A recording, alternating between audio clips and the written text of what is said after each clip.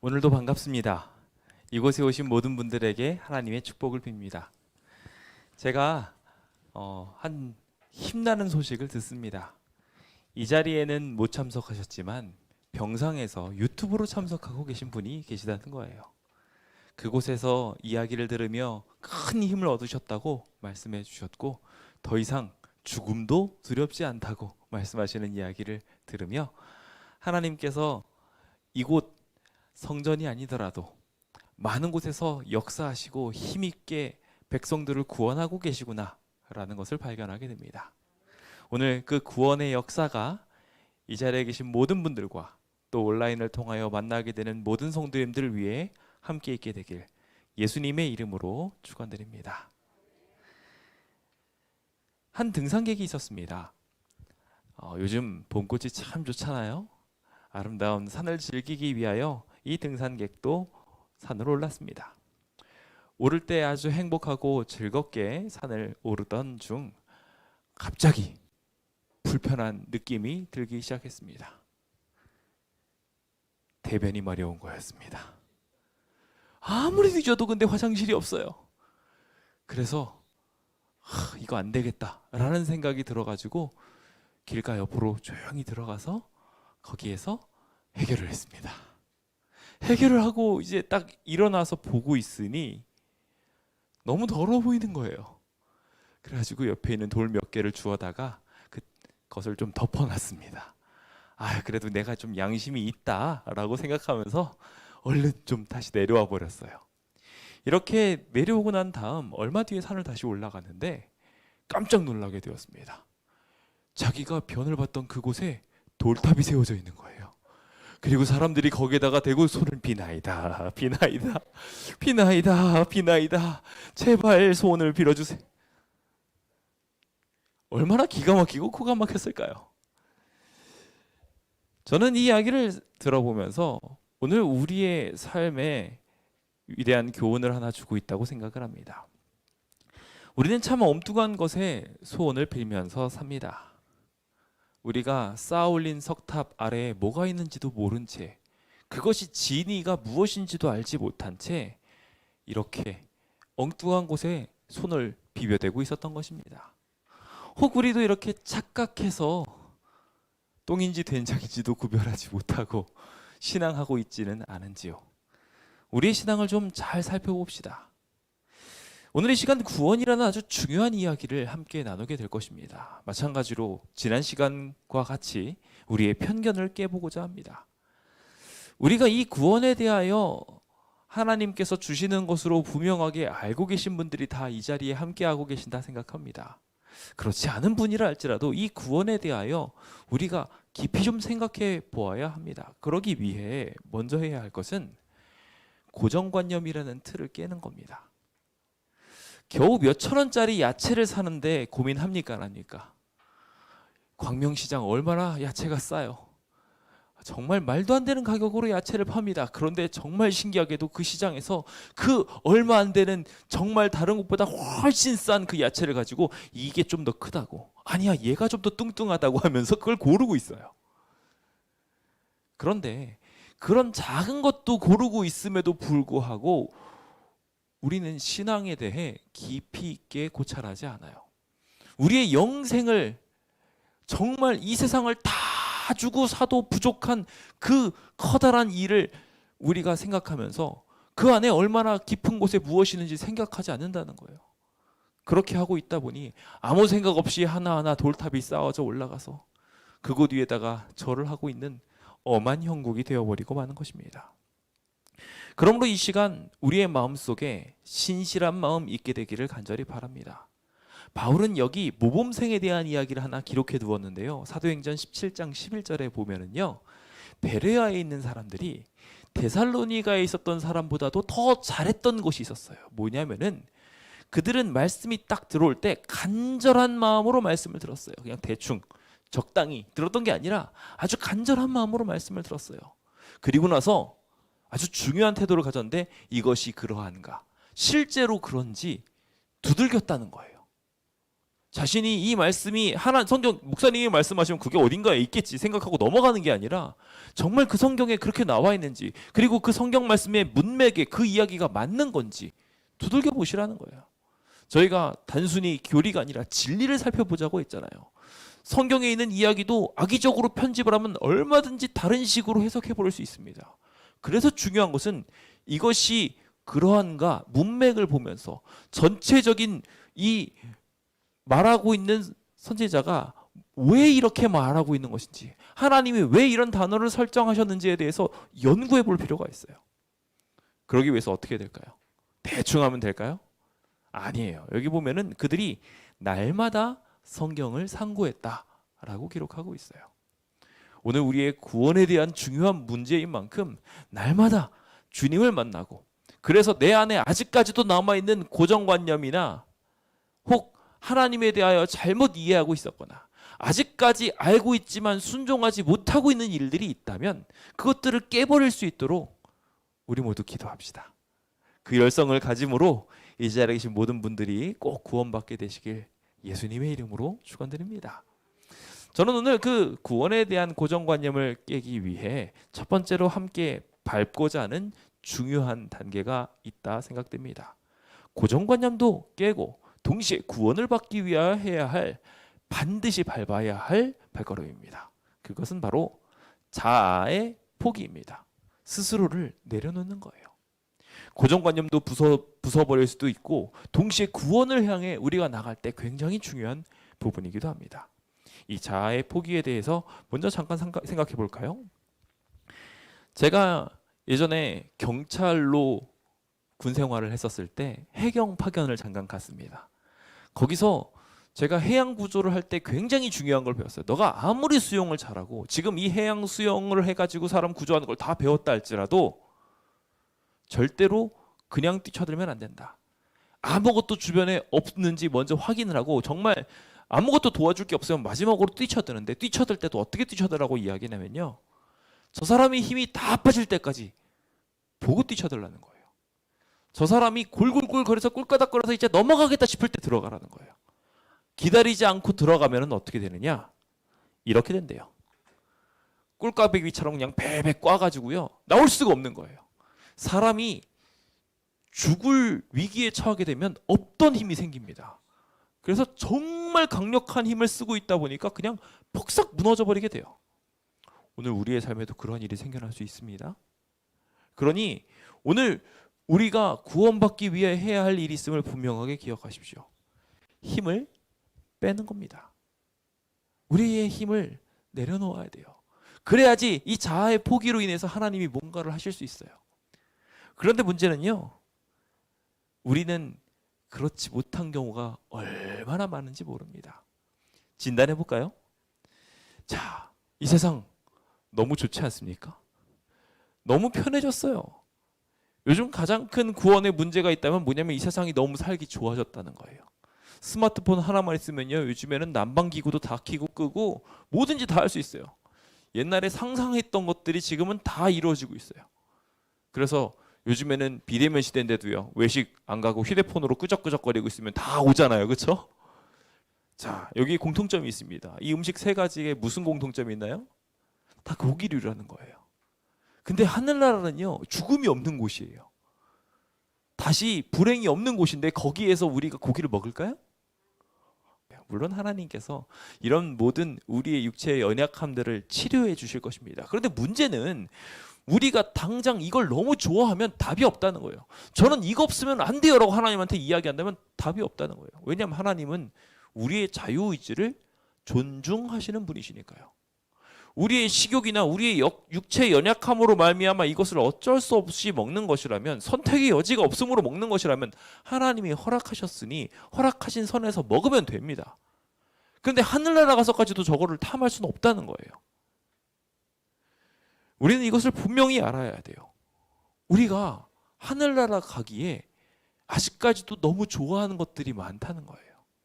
온갖 스포츠부터 시작해서요, 쇼핑까지. 하늘나라에 백화점이 있을까요? 백화점은요, 말 그대로 돈이 있어야지 가고요, 돈이 있다라는 것은 그곳을 인해서 부가 어딘가 한 곳으로 치우친다는 얘기예요. 그렇죠? 하늘나라에 백화점 없어요. 시장도 없어요. 거기 가가지고 나는 쇼핑하는 즐거움 없어요. 다 사라질 거예요. 우리가 사랑하고 있는 것들, 스포츠도 마찬가지예요. 누군가를 이겨야지 되는 거죠. 한 사람은 슬퍼야 되는 일이에요. 하늘나라 다 사라질 일들입니다. 근데 여기에 광적으로 매달리고 있어서 저 그거 없으면 하늘나라 못 가요라고 이야기한다면 안타깝게도 하나님께서는 그래, 내 마음을 존중한다 라고 하실 수밖에 없는 거예요. 하나님이요, 한 톨이라도 우리의 마음을 조정해 버리실 생각을 한다면 그것은 하나님의 전지전능으로 말미암아 생겨난 현상이기 때문에 수많은 존재들이 그 이야기를, 그 소식을 듣고 난 다음에 어떻게 반응하냐면 나도 혹시 저 전능하신 하나님에 의해서 조종당하고 있는 건 아닐까라고 생각하게 돼요. 내 마음 어딘가를 억지로 하나님께서 바꾸셔서 이렇게 사는 거 아닌가라는 생각을 하게 된다는 거예요. 아주 조금이라도 하나님이 바꾸신다면. 그래서 주님은 아주 조금의 마음도 안 바꾸십니다. 너희가 원하는 대로 해라 라고 해주세요. 우리가 원한다고 말을 해야 비로소 주님께서는 바꿔주실 수 있으세요. 그러니까 먼저 뭘 해야 된다는 거예요? 자아의 포기가 있어야 돼요. 이 모든 것들을 제가 지금 너무 사랑하고 있고 너무 아끼고 있지만 하늘나라에 가면은 이게 없다는 거 알고 있습니다.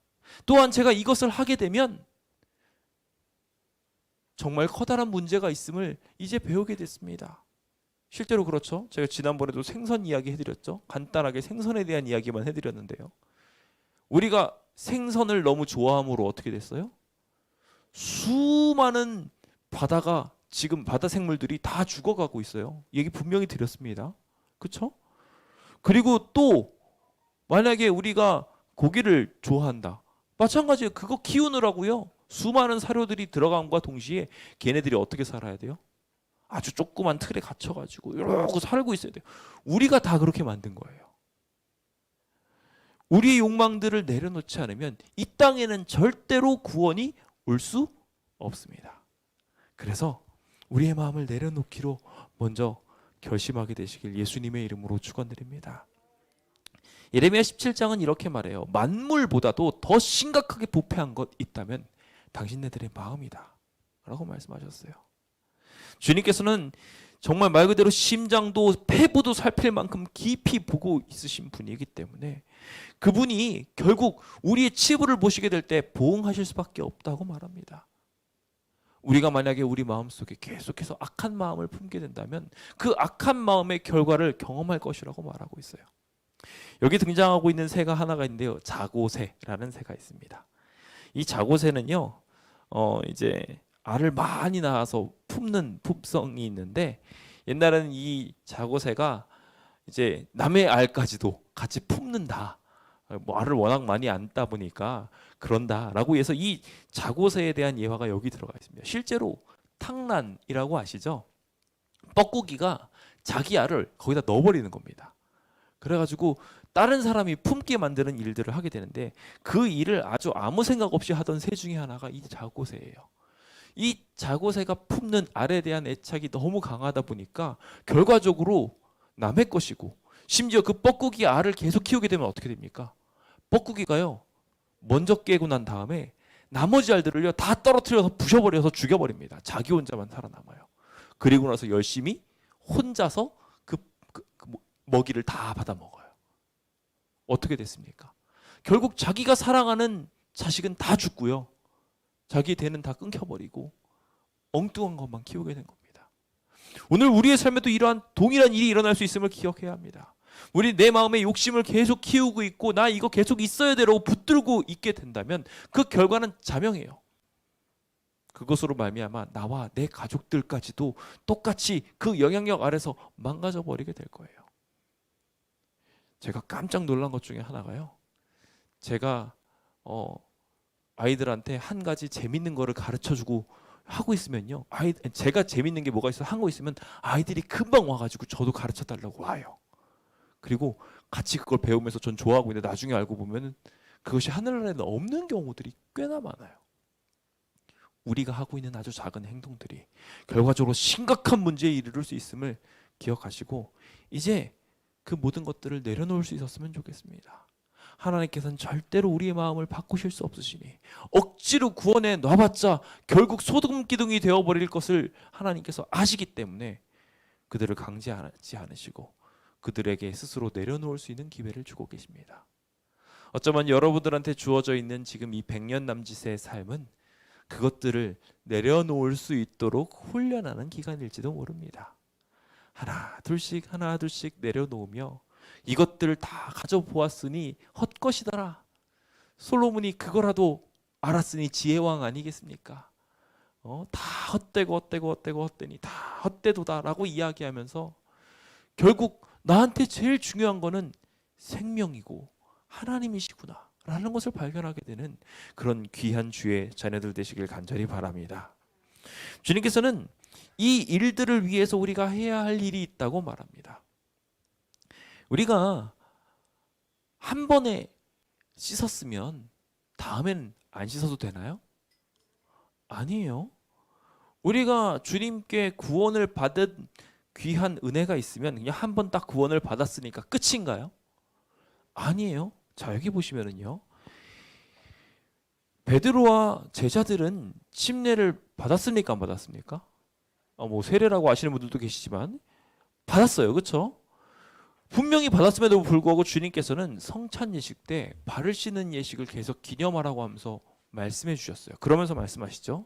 베드로가 어떻게 스승님이 저를 씻기십니까? 저는 안 됩니다 라고 막으려고 하자, 내가 너를 씻어주지 아니하면 내가 나와 상관이 없느니라 라고 말씀하셨어요. 주님께서는 우리를 용서해 주시기 위해 계십니다.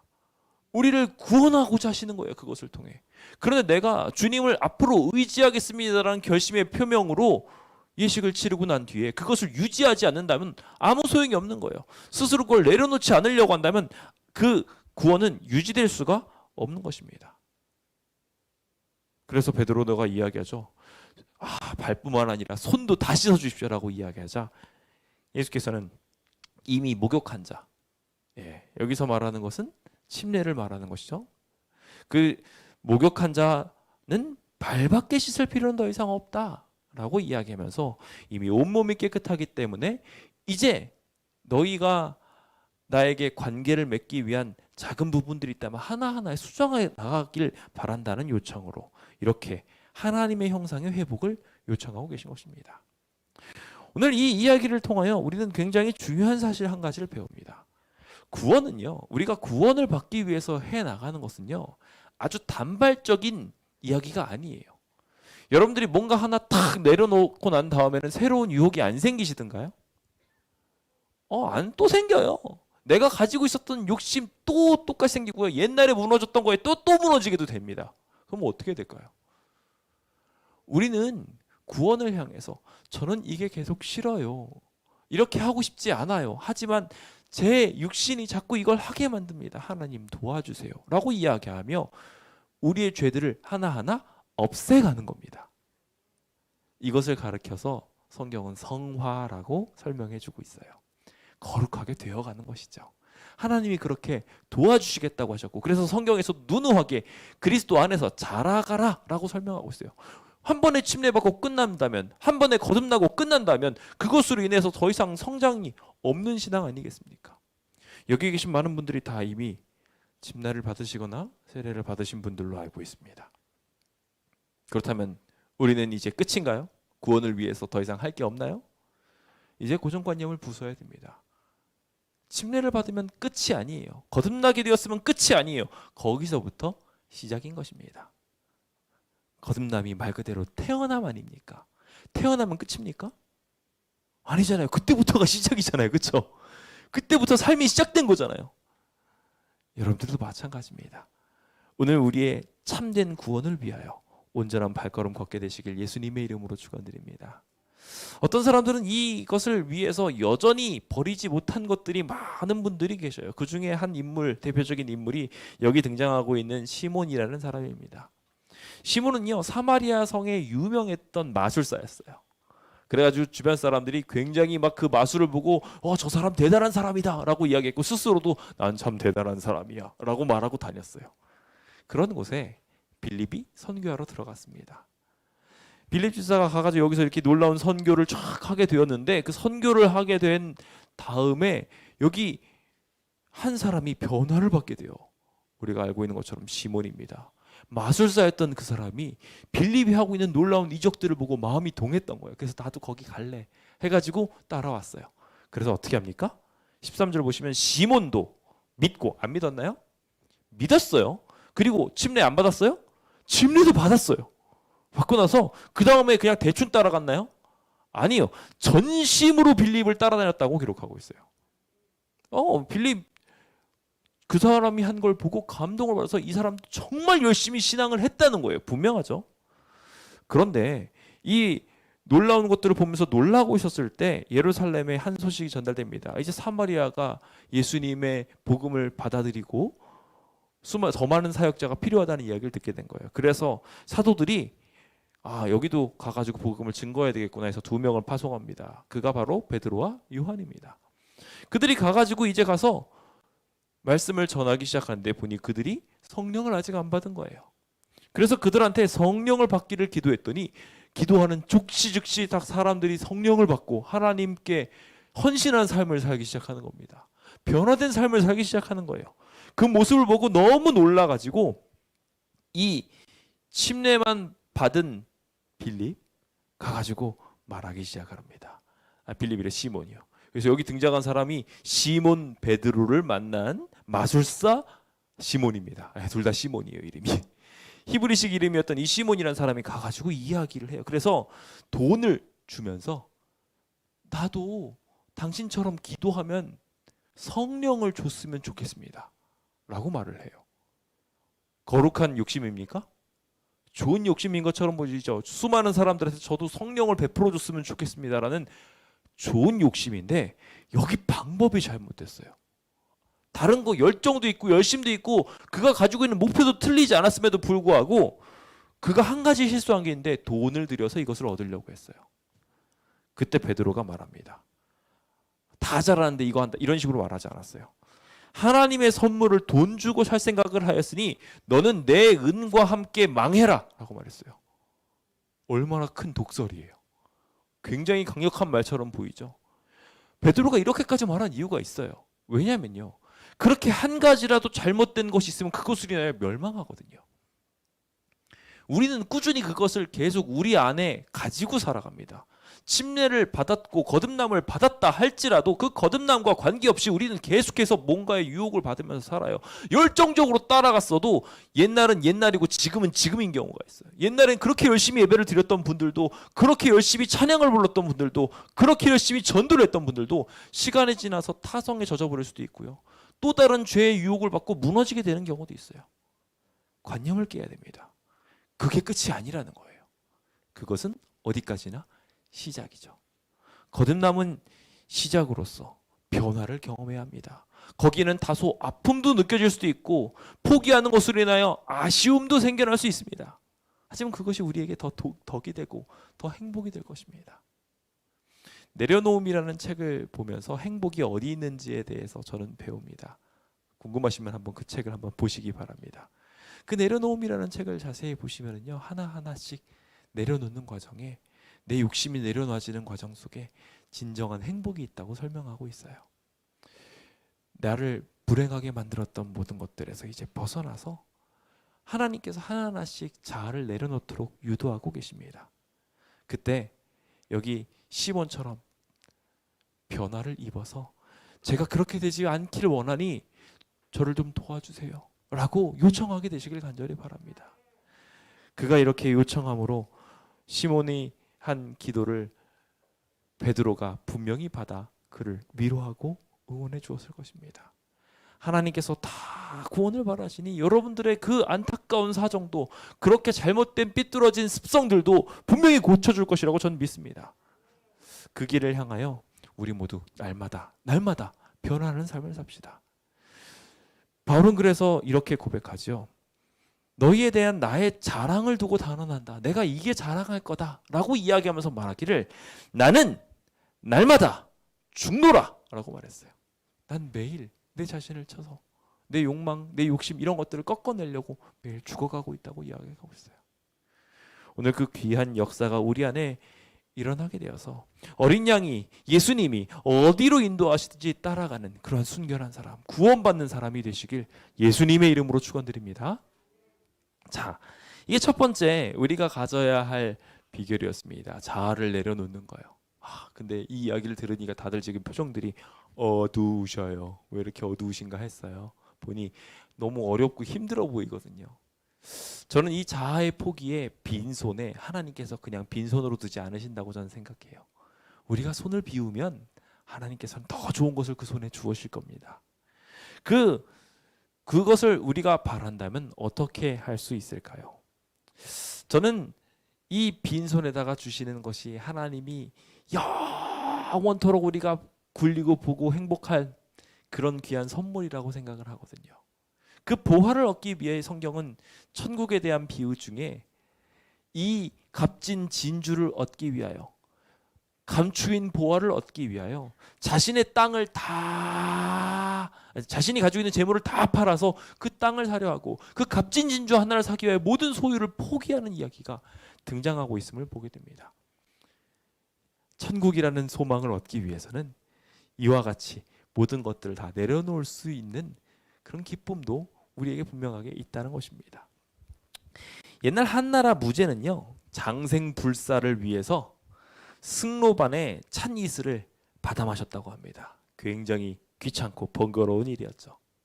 진나라 시황제는 늙지 않고 죽지 않는 불로초를 구하기 위해서요, 동방의 삼신산이라는 곳으로 동남을 500명을 파송해가지고 그걸 가져오게 했답니다. 그 삼신산이라는 게 우리나라 금강산이라는 얘기가 있습니다. 그래서 거기까지 가가지고 그걸 가지고 오고, 그래가지고 수많은 사기를 당하다가 시황제는 제명에 못 살고 죽었다는 얘기도 있어요. 수많은 사람들이 영생을 얻기 위해서 조금이라도 더 오래 살아보겠다고 그렇게 애를 씁니다. 여러분들은 안 그러시는 것 같으세요? 선물 중에서 제일 좋은 것 중에 하나를 아마 삶으로 생각하실 겁니다. 이거 먹고 더 건강해지니까요. 다 노력하잖아요. 이 땅의 짧은 건강을 위해서도 그렇게 노력을 하는데, 영원한 삶을 위해서 우리가 대가를 치르는 것, 그건 충분히 할 만한 일 아닌가요? 여기 나아만 장군에 대한 이야기가 등장을 하죠. 우리가 너무 잘 아는 이야기입니다. 그가 와가지고 날 좀 치료해 주세요라고 이야기하자 엘리사는 나오지도 않고 종만 보내가지고 종한테 말을 시킵니다. 요단강에 가가지고 7번 씻으라고요. 그러면 내 살이 회복될 거라고요. 그 이야기를 들은 나아만은 불같이 화를 납니다. 아니, 내가 이렇게 먼 걸음을 왔는데, 내가 이렇게 높은 사람인데 어떻게 여기에 얼굴 코빼기도 안 비치고 이렇게 나타날 수 있냐. 화가 난 거죠. 뿌리 날밤도 합니다. 그리고 나서 자기가 생각하기에 내가 어떻게 치료될지에 대한 생각을 하기 시작합니다. 내 생각에는 나한테 와가지고 서서 하나님의 이름도 부르고 손에다가 부위 위에 가지고 막 흔들어가지고 이래서라도 치료할 거라고 그렇게 기대했다는 거예요. 그런데 뭐라고 말해요?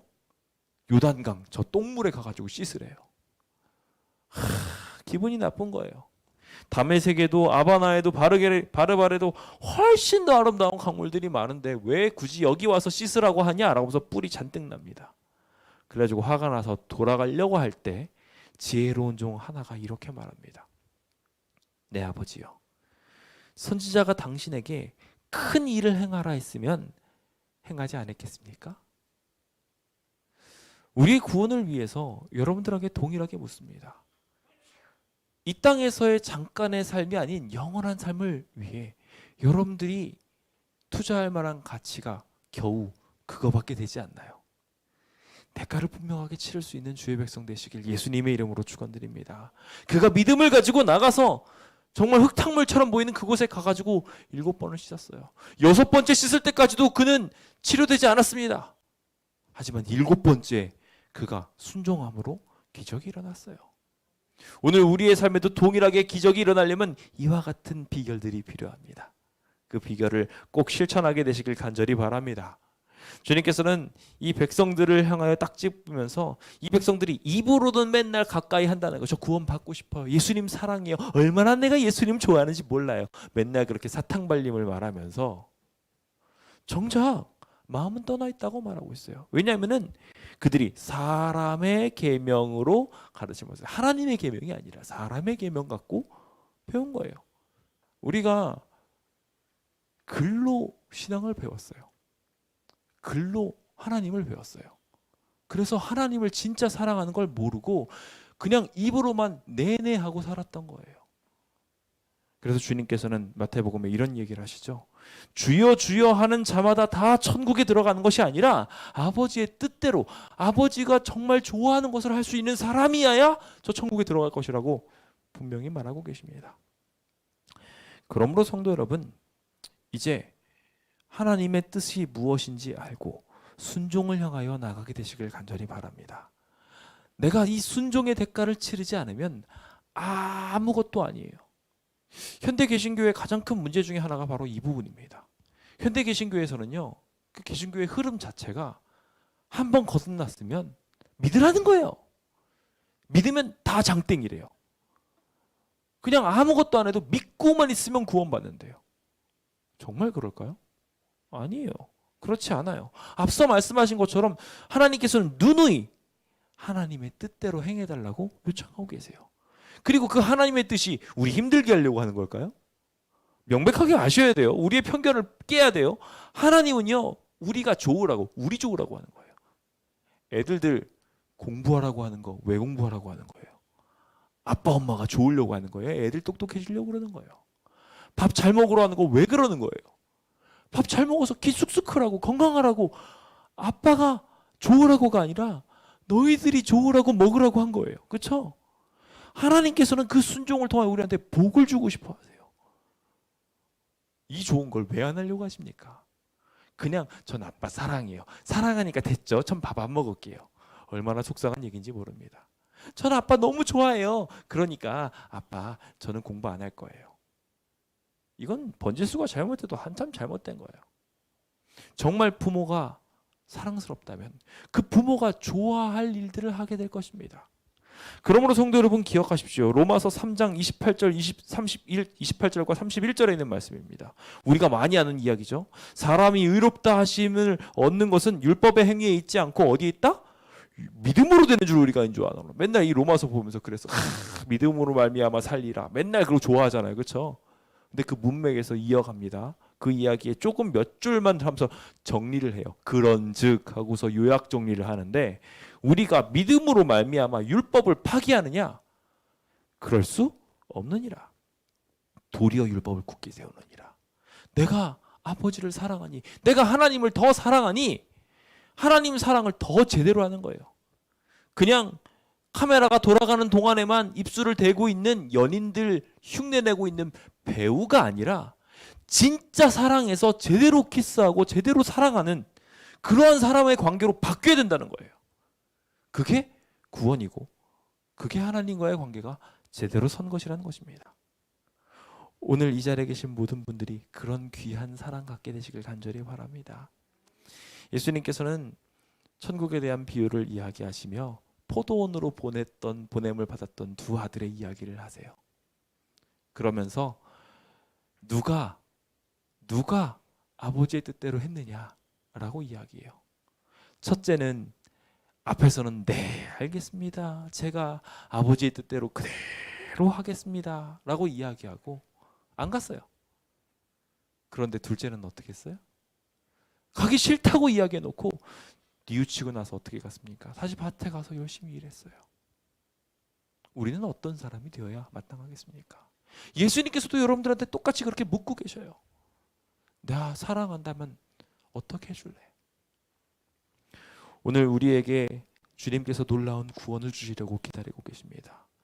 때로는 그것이 우리에게 목숨의 위협으로 와닿을 수도 있어요. 여기 나온 것처럼 다니엘과 세 친구 이야기 다 잘 아시잖아요. 그렇죠? 다니엘과 세 친구는요, 이 상황에서 자기 죽는 상황이었어요. 풀무불에 던지겠대요. 불에 들어가서 사실 수 있는 분 계신가요? 그런데요, 믿었어요. 내가 나와 함께 있으면 물 가운데 행할지라도 불 가운데 행할지라도 나를 침몰치 못하게 할 것이고 불사르지 못하게 될 것이라는 그 말씀을 믿었어요. 풀무불이 분명하게 있었지만 우상에게 절하라고 하는 이야기에 그들은 할 수 없었어요. 저는 예수님 사랑해요 하면서 절할 수도 있었지만, 저게 예수님이구나 하면서 절할 수도 있었지만, 그들은 그렇게 하지 않았어요. 하나님의 뜻대로 그대로 순종했어요. 그랬을 때 그들은 구원을 받았어요. 더 이상 계속 이 일이 이루어지면서 계속 금신상에 종칠 때마다 계속 절했어야 했는데, 그 절할 때마다 그들은 계속 하나님을 배반한다는 마음을 가지고 있으면서 하나님이 나한테 사랑한다고 말할 때마다 저는 그러지 못했는데요 하고서 쭈그러들었을 거예요. 그런데 그들은 그렇게 하지 않았어요. 그렇게 하지 않고 당당하게 세상과 맞섰습니다. 자신의 목숨이 사라진다 할지라도 죽으면 죽겠다고 이야기하면서 그들은 경배하지 않았어요. 그리고 그들은 풀무불에 들어갔고요. 풀무불에 들어가서 예수님을 만났어요.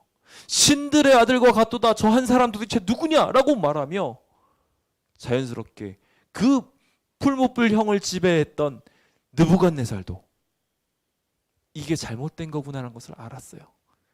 풀무불에 들어갔다 결박까지 다 풀리고 나온 이 사람들을 보고 다시 절하라고 했을까요? 여기 있었던 이 세 사람은 어떤 기분일까요? 풀무불까지 들어갔다 나왔는데, 와, 이거 사우나 괜찮은데? 찜질방 괜찮은데? 이게 진짜 불가마지 하면서 하나님과 함께 있었던 진정한 불가마를 행복해하지 않으셨을까요? 오늘 여러분들에게도 진정한 이러한 구원이 있게 되기를 간절히 바랍니다. 그것이 오늘 우리에게 하나님을 만나는, 하나님을 알게 되는, 그래서 진짜 저 영원한 하늘을 더 사모하게 되는 비결이 될 것이라고 생각합니다. 저는 이것을 정리해 가며 성경의 증거들을 빠르게 살펴보기 원합니다. 주님께서는 악인더러 돌아오라고 말씀하셔요. 그것이 구원의 첫 번째 단계입니다. 우리가 주님을 향하여 돌아가겠습니다 라고 이야기하면 주님은 받아주사 긍휼히 여기시고 그들을 구원하시겠다고 이야기합니다. 주님께서는 우리의 아버지시니까 우리가 아무리 탕자가 되었어도 우리를 사랑해 주실 것이에요. 요한복음 3장에는 그 이야기를 이야기하며 어떻게 돌아와야 되는지에 대해서 묻고 있는 니고데모에게 예수님께서 하신 말씀이 있습니다. 어떻게 하면 제가 구원을 받겠습니까? 예수님께서 대답하시기를 진실로 진실로 내게 이르노니 사람이 거듭나지 아니하면 하나님 나라를 볼 수 없느니라. 니고데모가 어떻게 거듭나겠냐고 이야기합니다. 사실 니고데모도 알았어요. 이 침례의식이나 이런 거 그 당시 대유행이었는데 몰랐겠습니까?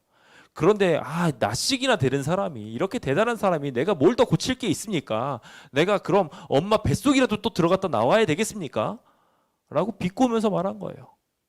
그때 예수님께서는 다시 한번 강조하시면서 물과 성령으로 나지 않으면 하나님 나라에 들어갈 수 없다고 말씀하셨어요. 여전히 그에게도 정결이 필요했던 것입니다. 오늘 우리에게 동일하게 이와 같은 과정이 필요합니다. 하나님께 내 모든 것들을 내려놓습니다 라고 하는 고백의 과정이요. 그것을 가르쳐 주님께서는 침례라고 말하지요. 여기 보면 그 과정이 잘 나와 있습니다. 우리가 우리 죄를 자백하면 그분은 의로우사 우리의 죄를 사하시며 모든 불의에서 깨끗하게 하실 것이다 라고 이야기해요. 그거에 대한 동행성 구절을 자세히 살펴보게 되면 정죄를 받지 않고 용서를 얻게 되는 그 구원의 과정을 이렇게 설명합니다. 믿고 침례를 받는 사람은 구원을 얻을 것이다. 그리고 동일하게 믿지 않는 사람은 정죄를 받을 것이다. 뭐라고 이야기하고 있어요? 지금 보시면 동일하게 믿음에 대한 이야기를 하고 있는데 한 곳에서는요 믿고 침례를 받는 사람에 대해서 말했고 다른 사람은요 믿지 않는 사람이라고 표현하고 있어요. 즉 우리가 믿는다라는 것은 자연스럽게 침례를 동반하고 있음을 기록하고 있는 거예요. 나는 당신을 정말 사랑해 라고 이야기했어요. 그런데 결혼은 못할 것 같아. 사랑하는 건가요?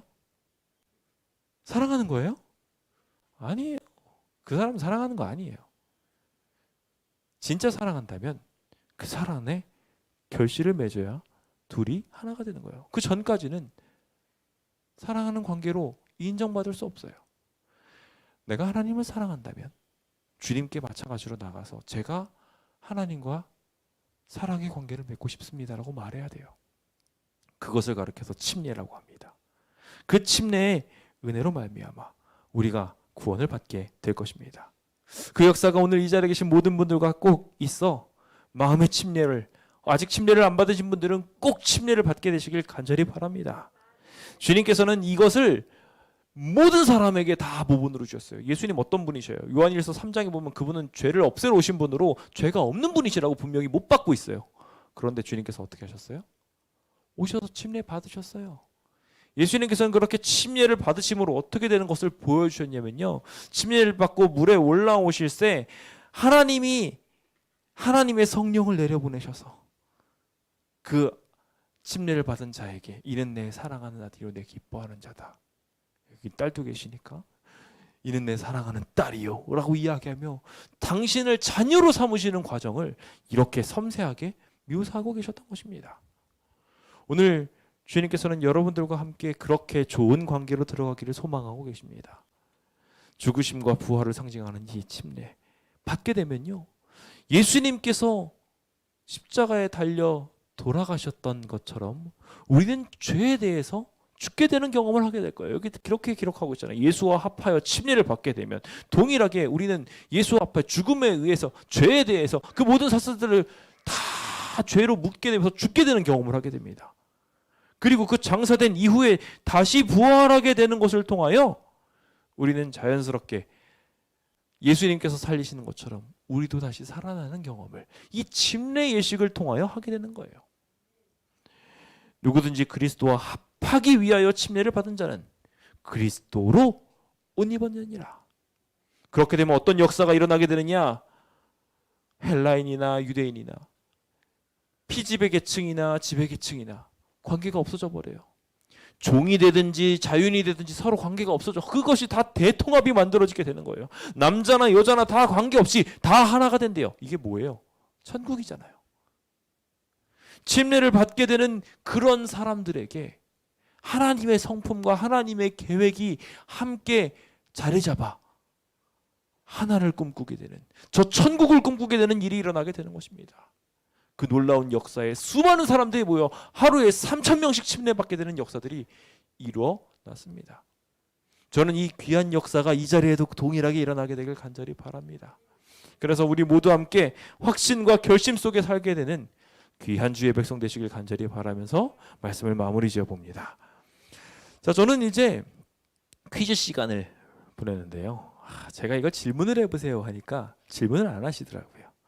아무리 질문해 보세요 해도 질문 안 할 것 같아요. 그래서 제가 그냥 질문 이야기를 빠르게 짚고 넘어가는 게 낫겠다 싶습니다.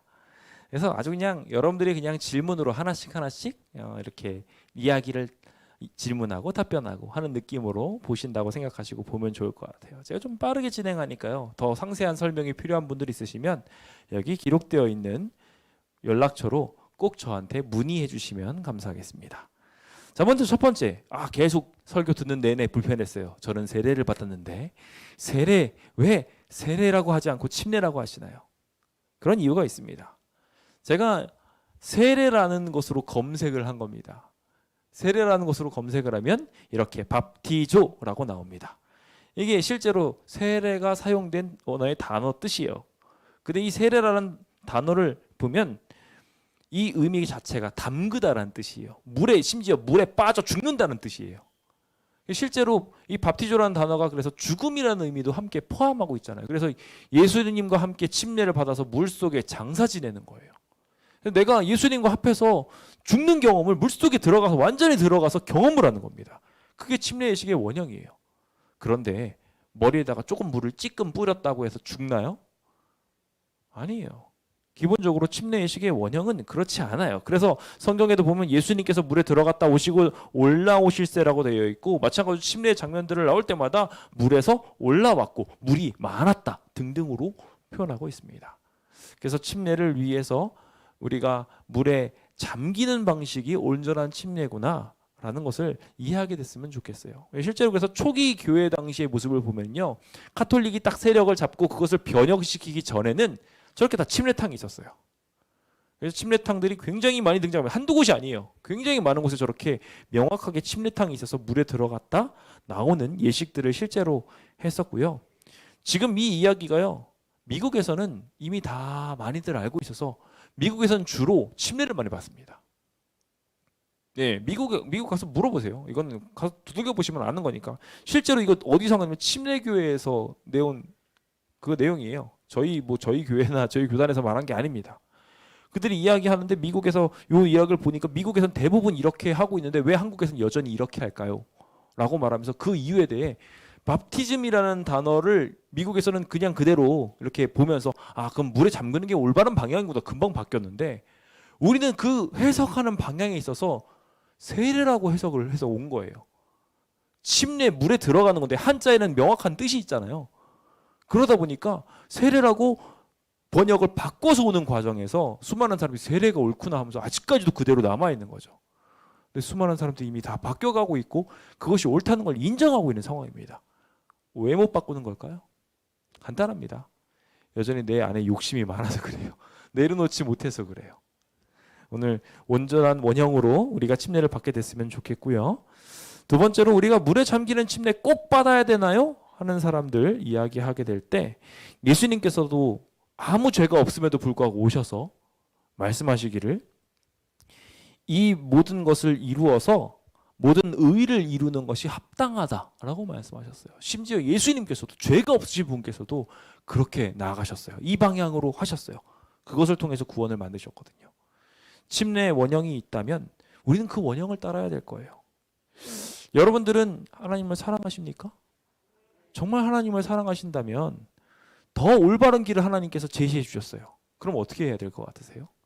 더 좋은 길을 보여주셨어요. 이게 이렇게 해야 된단다라는 것을 지금 몰랐어도 나중에 알려주실 수 있잖아요. 우리가 지금 지혜가 모자라니 조금씩 더 밝히 알아가게 되잖아요. 그럼 어떻게 될까요? 너무 당연한 거예요. 고민하지 마세요.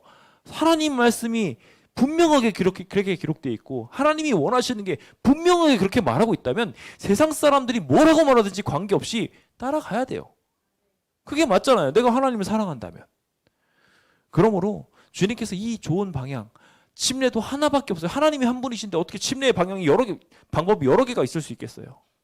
분명히 성경도 그렇게 말하고 있는데 하나님이 온전한 방법을 말씀해 주셨으면 그 방법대로 하는 게 우리가 사랑하는 방법이에요.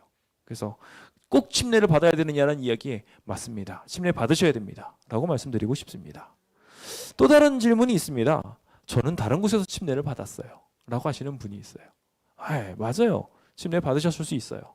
그런데요. 사도행전에도 그 문제가 사도행전에서도 많이 등장해요. 18장에도 등장하고 11장에도 등장하고 19장에도 등장을 해요. 이 이야기가 자주 반복돼서 나와요. 이렇게 나오고 있는데 그게 어떻게 된 이야기인가 보면은요. 바울이 딱 도착을 했어요. 보니까 침례를 받기는 받았대요. 무슨 침례를 받았니? 라고 물어보니까요. 저는 요한의 침례를 받았다는 거예요. 아직 이해를 못한 부분이 있었어요. 아직 내가 온전하게 새로운 결심을 하지 않은 상황이에요. 그러니 바울은 너가 지금 이 부분에 있어서 부족하다라는 것을 인지하고 있다면 다시 침례 받아야 된다고 이야기했어요. 그래서 재침례를 줍니다.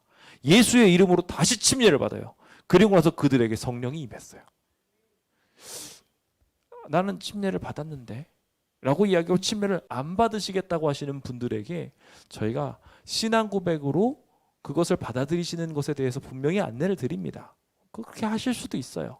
난 충분히 주님을 사랑하고 지금도 그렇게 하기 원합니다. 라고 이야기하는데 성경에서 그렇게 말해요. 기본적으로 내가 침례를 받았다 할지라도 내가 인생의 전환점을 맞고 하나님에 대하여 온전히 깨닫지 못했었으니 내가 이대로 살겠다고 결심하고 들어오는 일에 있어서는 분명히 재침례도 필요하다는 거예요.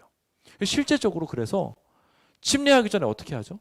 아마 침례식 받으셨던 분들 대부분 나는 이렇게 살겠고 이렇게 살겠고 이렇게 살겠고 이렇게 살겠습니다 하고 서약을 하고 들어갈 거예요. 그 예식이거든요. 나는 이렇게 살겠습니다라고 해서 근데 그 서약이 잘못됐어요. 그럼 어떻게 해야 돼요? 재계약해야 되지 않겠어요? 제대로 다시 수정을 해야 되잖아요. 그렇죠? 그게 반드시 있어야 돼요. 안 그러면 그 잘못된 계약서로 가게 되는 거예요.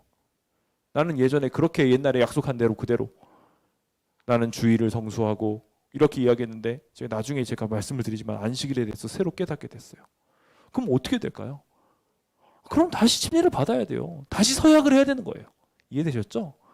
그래서 그 방법에 대해 분명히 말씀드리면서 온전한 침례가 우리에게 다시 이루어져야 되는 것이 분명하다라는 것을 성경적으로 다시 한번 설명을 드립니다. 그러면 또 이런 걱정을 하시는 분이 계세요.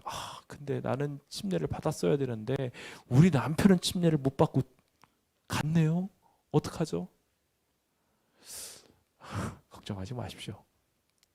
주님께서는요. 분명하게 그를 믿는 자는 멸망하지 않는다고 했어요. 근데 그 믿음을 표현하는 방법을 침례로 알려주셨을 뿐이죠. 아브라함에게 침례 가르쳐 주셨나요? 안 가르쳐 주셨어요. 그렇죠? 아브라함 침례 안 받았어요. 대신 하나님과의 언약 관계, 내 자식이 계속 태어날 거다라는 이야기를 하셨는데 생식기를 잘라내래요. 할례잖아요. 그렇죠? 근데 어떻게 아기를 낳아요? 생식기를 잘라냈는데. 그런데 하나님을 믿는 거예요. 하나님과의 관계로 들어간 거죠. 그래서 내 생명과 같은 생식기를 잘라냅니다. 그러면서 하나님과의 언약 관계로 들어간 게 할례가 된 겁니다. 그래서 유대인들이 그렇게 쭉 이어온 게 된 거죠. 마찬가지로 주님께서는 그와 같이 너가 나를 믿니? 라고 우리한테 요청하세요. 그게 결코 가벼운 얘기가 아니에요. 정말 무거운 이야기일 수도 있어요. 하지만 포기하지 않고 내가 그렇게 가겠다고 결심하는 일이 반드시 필요합니다. 그렇게 하면서 자연스럽게 침례가 되는 것입니다. 그런데 내가 지금 이 믿는 부분에 대해서 알지 못하고 최선을 다하여 믿었어요. 그렇다면 당연히 하나님의 뜻대로 온전한 방향을 취하는 것이 옳겠지만 하나님께서 아직 안 알려주신 상황에서 그가 생애를 다했다면 하나님께서는 당연히 거기에서 정말 나를 사랑하는 믿음을 표현했는지를 보실 거예요. 자, 근데 여기서 중요한 부분이 있습니다. 만약에 아브라함에게 할례라는 것을 가르쳐 주지 않았다면 아브라함은 정말 그렇게 전적으로 하나님께 의지할 수 있었을까요? 아니라는 걸 아브라함의 예를 통하여 알 수 있습니다. 아브라함이 할례하기 전까지 정신없이 사례를 자기 누이라고 속이고 다녔어요. 그렇죠? 그리고 그가 아이를 갖기 위해서 한 노력이 뭐였어요? 하가를 데려다가 아이를 갖는 거였어요. 사람적인 방법으로 했다는 거예요. 그가 전적으로 하나님께 의지하고 잘라내는 방법을 배우고 비로소 아이를 가졌어요. 분명합니까? 분명합니다. 그러므로 우리가 침례를 알게 되었을 때 훨씬 더 유익하고 그 뜻대로 갈 수 있습니다. 하지만 그러지 않았다 할지라도 주님께서는 강도에게 은혜를 베푸셨던 것처럼 자비를 베푸셨던 것처럼 그가 할 수 있는 현재의 빛에 최선을 다했을 때 하나님께서는 구원을 허락하십니다. 자, 다음 이야기를 또 보면은 침례받고 싶은 분들이 계셔요. 그런데 저 어떻게 하면 좋을까요? 저 무슨 준비를 해야 되나요? 하고 계신 분들한테 제가 말씀드립니다. 종종 제가 침례를 받으신다고 하시는 분들한테 물어보면요, 전 아직 준비가 안 됐어요. 마음의 준비, 이것도 안 됐고 저것도 안 됐고 막 이러고 계신 분이 있는데요. 아니에요. 그러실 필요 없어요. 여기 보시면은요, 사도행전 8장에 보시면 이렇게 기록하고 있습니다. 빌립이 에티오피아 내시를 만납니다. 그리고 그가 지금으로 말하면 버스를 타면서 마차 뒤에 타가지고 둥둥둥둥둥 하면서 가면서 거기서 성경을 가르쳐요. 그리고 나서 어떻게 합니까? 복음을 전하고 그가 아멘하고 받아들이니까 가다가 물이 길가에 물이 있는 거예요. 여기서도 분명하게 알 수 있죠. 만약에 세례를 줄 수 있다면 자기가 가지고 있는 여행하면서 물통 하나 안 들고 다녔겠습니까? 그걸로 세례 주면 돼요. 그렇잖아요. 그런데 기껏 물이 있는 곳을 찾아갑니다. 그래서 물이 있는 곳에 딱 발견하니까 이제 침례 줄 수 있다 하면서 침례를 줬다는 거예요. 그러니까 굉장히 많은 자격 요건이 필요한 게 아니라 나 예수님 믿습니다. 예수님 뜻대로 살겠습니다. 라고 이야기하는 결심이 필요한 거예요. 그 결심이 여러분들에게 있다면 여러분들은 침례 받으실 수 있습니다. 그 귀한 경험에 들어가셔서 모두 구원받게 되시길 간절히 바랍니다. 침례를 받은 이후에는요, 우리의 신분이 바뀌죠. 아빠, 아버지로 해서 그리스도와 함께 사는 사람으로 바뀌게 될 것이고요. 여기 로마서 7장에 나온 것처럼 말이죠. 내가 원하는 바 선은 행하지 않고 도리어 원하지 않는 악을 행하게 된다. 하지만 바뀐 게 있어요. 뭐가 바뀌는 줄 아세요? 내가 원한다고 고백했다는 거예요. 그 마음이 달라졌어요. 그렇게 되면은 하나님께서는 그 다음부터 그 사람에게 구원을 향한 차츰차츰의 길들을 보여주십니다. 내가 원하지 않은 그것을 행할 때 하나님께서는 그것이 너가 행한 것이 아니라 네 속에 있는 죄가 그렇게 하는 것이다 라고 이야기하며 주님께 나아가 용서를 구하면 지워주십니다. 주님께서 그래서 우리더러 이 일들을 계속 이어갈 수 있도록 시험에 들지 않게 깨어있어라 라고 요청하지 않았습니까? 그러면서 변호하시죠. 마음에는 원이로되 육신이 약하다 라고 말입니다. 오늘 우리가 침례를 받음으로 하나님의 도움을 정식으로 받을 수 있는 존재가 된 거예요. 이제 양자의 영을 받았으니 우리가 아버지의 아들이 되었으니 하나님께서 우리 안 도와주실까요? 아니면 도와주실까요? 결정적인 그것이 바뀌게 된 겁니다. 하지만 우리는 여전히 죄인이에요. 그러므로 아까 말씀드린 것처럼 끊임없이 우리는 선행을 하면서 살아가야 됩니다. 마지막 질문입니다. 침례를 받고 어떤 삶을 살면 좋을까요? 라는 질문에 요한이 한 이야기가 있어요. 이런 이야기를 합니다. 우리가 무엇을 하면 좋겠습니까? 침례를 받고 나서 어떻게 살아가야 될까요? 라고 하는 이야기에 너희가 할 수 있는 일을 하라고 해요. 그래서 옷 2벌 있으면 1벌 양보해 주고, 세리들 같은 경우에는 진실하게 세리를 해서 부과된 것 외에는 거두지 말고, 군인 같은 경우에는 사람들 때려가지고 거짓말로 고발하거나 급료를 막 더 많이 얻으려고 하거나 그런 일 하지 말라고, 너희가 할 수 있는 그 일을 하라고 말하고 계셔요. 마찬가지입니다. 여러분들에게도 그 침례를 받는 것을 통하여 하나님께서 조금씩 성장할 빛을 보여주실 것입니다. 그것이 그리고 반드시 하늘나라로 가게 될 것이라고 믿습니다. 주 예수를 믿으시기 바랍니다. 그리하면 여러분들 모두가 구원을 받으실 것입니다. 뿐만 아니라 여러분들의 가정에게도 그 귀한 구원이 전달되어질 것입니다. 그 구원을 향하여 나아가는 선물 포기하지 않으시고 받아보실 요량 있으십니까? 제가 사실은 조금 넉넉했으면 여러분들한테 침례를 지금 받으시겠습니까? 하고 묻고 싶은데요. 제가 개인적으로 물을게요. 연락처도 받았고 또 여기 계속 오실 거니까 개인적으로 물을 텐데요. 부담 갖지 않으셨으면 좋겠어요. 하나님께서 절대로 부담 주시는 분이 아니십니다. 주님은 선물을 주시는 거예요. 그렇죠? 나 이거 받을게요 하시는 분이 있을 거고, 나 이거 못 받을 것 같아요 하시는 분들이 계실 수 있어요. 주님께서는 그 받을 때까지 기다려 주실 수도 있는 분이십니다. 다만 제가 한 가지만 말씀드리고자 합니다. 제가 얼마 전에 장례식을 치르고 왔어요. 장례식을 치르고 왔는데 그분이 다른 곳에서 성경 공부를 하고서 침례를 받겠다고 결심을 하셨어요. 근데 당신의 몸이 안 좋으시니까 조금만 있다가 침례를 받을게요, 조금만 있다가 받을게요 하고 미루시다가 안타깝게도 돌아가시고 말았어요. 저는 그게 너무 아쉬워요. 주님께서 그 상황을 아시니까 분명히 그분에게 구원을 주시려고 하시겠지만 충분히 기회가 있었는데 저는 하나님한테 지금 가는 게 불편해요. 조금만 더 세상 맛 느끼다가 내가 원하는 대로 살다가 조금 있다 할게요 라는 게 있다면 하나님께서는 그 부분에 대하여 분명하게 변호하실 수 없게 될 거예요. 더 늦기 전에 주님이 주신 선물 받으셨으면 좋겠어요. 그것이 여러분들에게 분명히 복이 되고, 하늘에 가서도 진작에 그럴걸, 그렇지 않아요? 하늘에 가가지고 계속 죄를 저지르고 있었던 모습 보고 하나님 거절하고 있었던 시간들을 계속 떠올리면 안타깝지 않겠습니까? 그러니 더 늦기 전에 꼭 그 행복의 길로 나가게 되시길 간절히 바랍니다. 자, 기도하겠습니다. 전능하신 하나님, 오늘 우리에게 구원을 선물해 주시겠다 약속하심에 감사합니다. 저희가 이것을 얻기 위해 우리 자신이 가지고 있는 욕망들을 좀 내려놓기를 원합니다. 아직도 하고 싶은 것도 많고 해야 할 일도 많고 주변의 눈치도 봐야 돼서 주님 사랑한다고 고백하고 있지 못하지는 않습니까? 하나님, 이제 더 늦기 전에 주님을 만나고 개인의 구주로 영접하겠다 결심할 수 있도록 인도하여 주시옵소서. 우리가 많은 것을 필요로 하지 않으시는 하나님의 사랑을 믿사오니 이제 구주를 믿고 개인의 구주로 영접하게 하시고, 이 자리에 계신 분들 중에 그 마음에 감동을 받으신 분들에게 용기를 주시고 힘을 주셔서 이 귀한 침례 예식에 동참할 수 있도록 인도하여 주옵소서. 예수님의 이름으로 기도드립니다. 아멘.